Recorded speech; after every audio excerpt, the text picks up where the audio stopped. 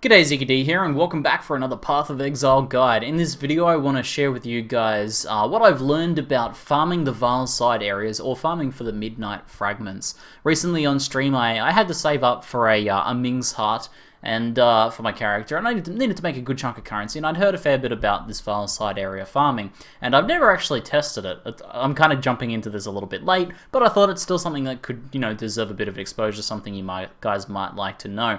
Because this whole Vaal, Sacrifice of the Vaal stuff is moving forward in the game. It will be present in the base game from now on as well, so hopefully this should be interesting. Essentially in this video I'm going to go over how to farm the Vaal Side Areas for Midnight Fragments, and my results on whether it was worth it or not for me. So there are actually two ways of farming for the Midnight Fragments, or farming the Vaal Side Areas. The first is to find the randomly spawning Vaal Side Areas in different maps, and the second is to actually run the more common fragments in the map system. You can actually place one of the fragments. Don't place a Midnight in there because those are the ones you're trying to sell, but you can place the more common fragments in the map machine, and it'll open up a Vaal Side area. This is very quick, and this is your primary goal. This is the best way of farming, but you can't really do that until you actually get some fragments. So let's start off with fragment farming. Now there are two ways I recommend for fragment farming. The first and fastest is to run City of San. You run end-to-end City of San, or you can just run and check for the Vaal Side area and then run back. I'll show you guys this in a moment, and this is the fastest. However, the boss that's spawning here is Rima. She deals a lot of cold damage and is very, very dangerous. So unless you're very confident in dealing with her, or if you're playing in hardcore, you might not want to do this. So the other option then is to run docks. So I won't show this one, but basically there is a Vaal Side area that spawns in docks that has a very easy boss. It's an invisible snake that smoke screens and spawns a bunch of other snakes. Most characters have a pretty easy time of dealing with this boss. It takes a bit longer to run docks and to try and find the Vaal Side area, so that's why I don't recommend it as the primary method, but it is a nice, safe way of doing it in hardcore. So I'll show you guys how to find the Rima side area in City of San. Now essentially you want to do this as fast as possible, so I'm going to be using Lightning Warp, and it's a pretty good idea at this point. If you're farming Vaal Side Areas, you probably don't really need XP or much loot from the packs in here, so you just want to move as quickly as possible. Now there's a couple ways you can do this. You can go end to end if you like. Otherwise, when you get to this first staircase, if you haven't seen the side area, because it doesn't ever spawn further in than that, you can actually just go back to the waypoint. You can just portal back to town if you don't mind spending portals, or if you have a portal gem, you can do that, and that'll be quite fast. Otherwise, you can just go back to the waypoint here, go back to town, and then refresh it that way. So I'll do this a couple times, and hopefully we can get it to spawn. Okay, here we go. It actually took me like 10 tries that time. It is randomized, so sometimes you'll get an unlucky streak like that, and then other times you'll find it like 5 times in a row. So do pay attention to the mods. These do spawn with like random map mods. Minus Max is one that you'll probably want to bypass, most definitely in hardcore, and in softcore. Just be aware that Minus Max resistances makes this incredibly dangerous. So we've got Monster's Poison on hit, not a big deal. Now you can kill mobs in here, and you can kill like blue packs in San if you want, but I think generally the best approach economically is just to bypass most stuff and run as fast as possible. Another thing I recommend for doing these Rima runs is to bring a Sapphire Flask with you to help you be able to face tank that cold damage. Now I will kill some packs in here just to get my charges up so we can kill Rima a little bit more easily. And she essentially uses Freezing Pulse traps, and she uses like an Ice Storm ability, and both of these are quite dangerous, so the best thing to do is just pop your Sapphire Flask and then sort of sidestep, run circles around her like that. As you can see, I have enough DPS and stuff to kill her quite quickly now, but this is quite dangerous, and the Freeze Pulse traps, if they all go off at once, can be quite dangerous as well. You notice she does drop quite a bit of loot, so you will get the Chaos Orb Vendor recipe while doing this, and occasionally, early in a league, you'll even find things that are quite sellable, so go ahead and pick up these things just here.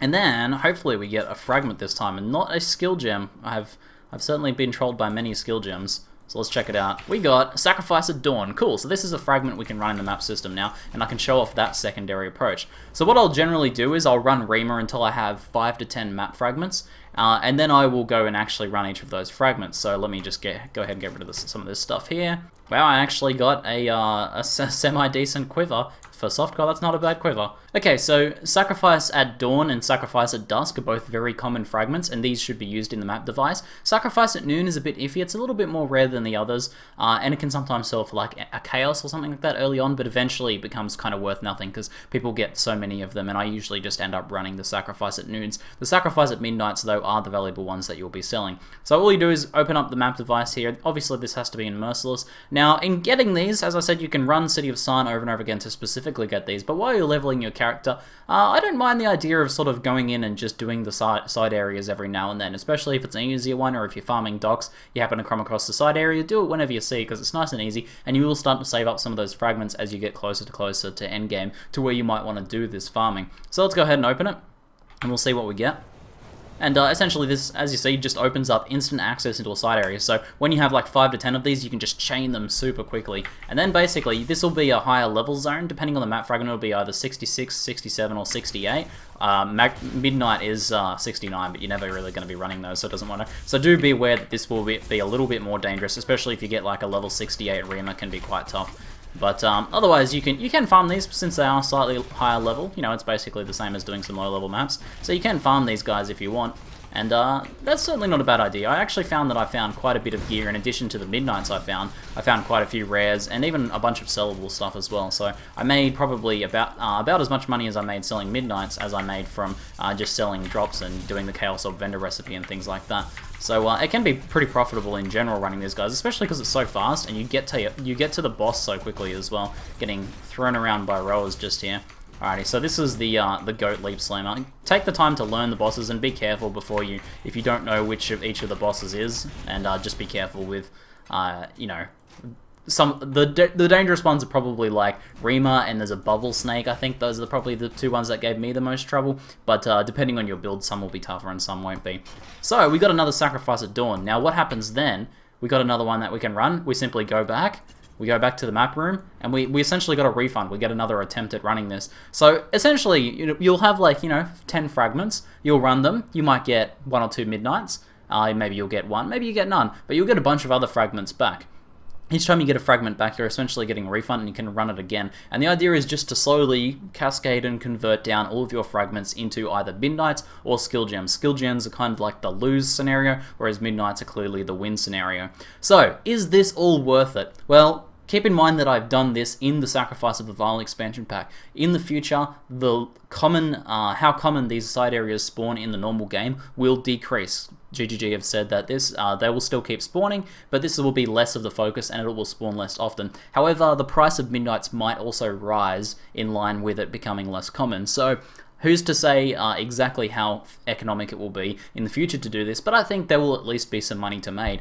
And as for myself, I bought my Ming's Heart. I paid for like 90% of the Ming's Heart just doing this farming over the course of 7 hours. So I would say it was definitely worth it for me, but let's give you guys some more detail. Alrighty, here we have a spreadsheet I kept, and basically every time something dropped, I tallied it in here. So you can see I got a bunch of skill gems, got a bunch of, each of these different things, and quite a few Midnights. I actually got a pretty lucky streak of Midnights here, and then it sort of fizzled out a little bit later on, so it ended up balancing out. So as you can see, I've written down times and everything like that, but here's the summary. I got 17 dusks, 11 dawns, 8 noons, and basically I was able to chain all of these fragments, and then 7 midnights, and this took 7 hours. So that's a total of 1 midnight per hour.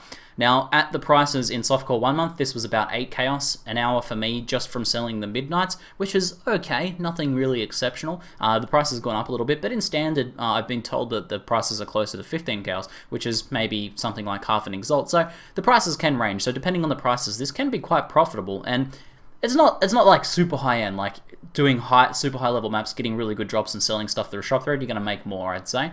But for this amount of time, this was probably more currency than I'd made in a day in quite a while, except for those days where I get really lucky on the drops. So it's fairly consistent and fairly decent currency. So I was actually pretty impressed. And how much did I make in total? I do have this screenshot. This is essentially all of the raw currency I got. I did find a bunch of other items that I hadn't yet sold, and those were in another stash tab. But that was probably, I estimated, a little bit under an Exalt worth of extra items. But everything here is the liquid currency that I got from the runs. I got 2 pure Exalts, another Exalt's worth of Chaos there, an additional 5 Chaos, there's another 13 Chaos there in Alterations, and there's another good chunk of a couple Chaos there in essentially Alterations, which can be converted to Jewelers and into Fusings and then converted into Chaos, and then a bit of extra random junk. So in total, adding up everything I made about 5-ish Exalts in 7 hours doing this. So really not that bad, and this was at the lower price of 8 Chaos per midnight. So if it was, higher Chaos per midnight, then it could be a decent amount. Obviously there's inflation in play here, but I felt like overall, I felt like this was pretty profitable. I was surprised, honestly, at how profitable it was, and it did earn me my Ming's heart, so what can I say? Anyway, it might be something to try in the new leagues when they launch, or, you know, if you want just an alternative way to farm. Maybe you're tired of doing maps, maybe you're tired of running bosses. Do some Vaal Side area farming, because it's actually quite fun sort of chaining those Vaal Side areas and getting the different bosses all the time, and has such fast and snappy runs, and when you do get those midnight drops, it's pretty exciting. So anyway, hopefully you guys enjoyed this video. That's it for now. I'm ZiggyD, and thanks for watching.